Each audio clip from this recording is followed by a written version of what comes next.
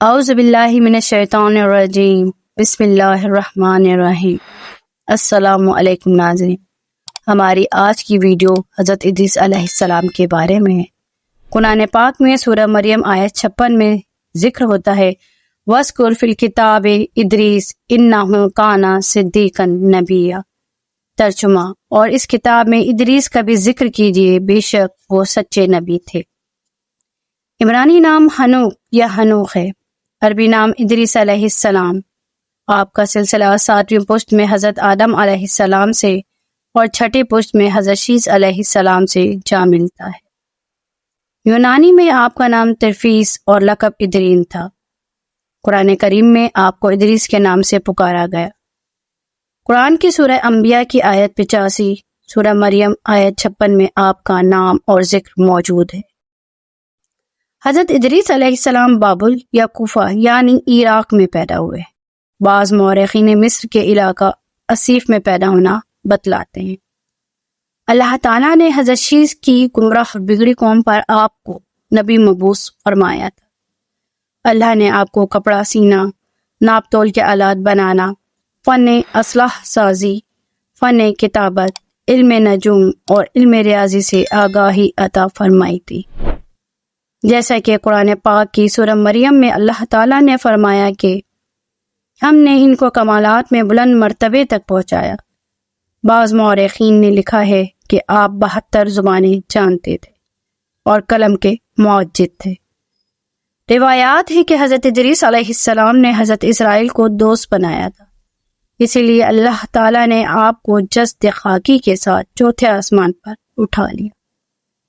حضرت ابو ذر غفاری رضی اللہ تعالی عنہ سے روایت ہے کہ رسول اکرم صلی اللہ علیہ وآلہ وسلم کی شب معراج کے موقع پر حضرت ادریس علیہ السلام سے چوتھے آسمان پر ملاقات ہوئی تھی۔ آپ پر 30 صحیفے عبرانی زبان میں نازل ہوئے تھے۔ بنی نوع انسان میں آپ کے ایک بیٹے متوسالح نے 969 سال لمبی عمر پائی۔ حضرت ادریس علیہ السلام اپنے والد اور دادا کی حیاتی میں ہی زندہ اٹھا لیے گئے۔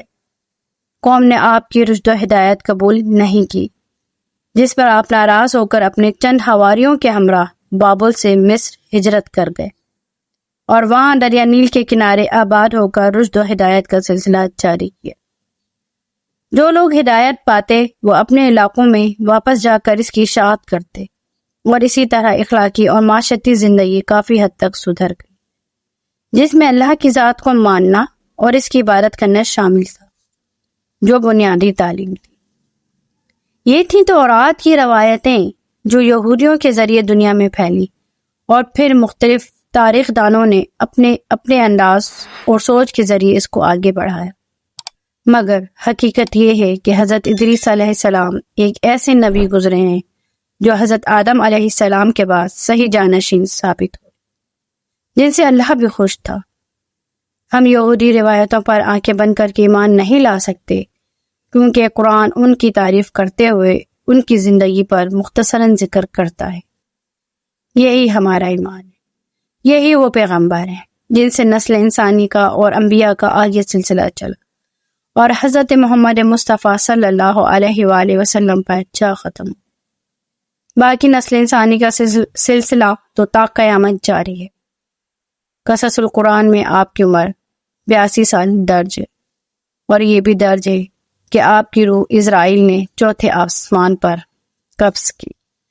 ناظرین، یہ تھی ہماری آج کی ویڈیو، جو کہ حضرت ادریس علیہ السلام کے بارے میں تھی۔ ہمیں امید ہے کہ ہماری آج کی یہ ویڈیو آپ کو بہت پسند آئی ہوگی۔ مزید اس طرح کی ویڈیوز دیکھنے کے لیے ہمارے چینل کو لائک، شیئر اور سبسکرائب کرنا نہ بھولیں، اور ساتھ ہی بیل آئیکن کے بٹن کو بھی پریس کرنا نہ بھولیں، تاکہ ہماری ہر آنے والی ویڈیو آپ کو بر وقت اور بآسانی مل سکے۔ شکریہ۔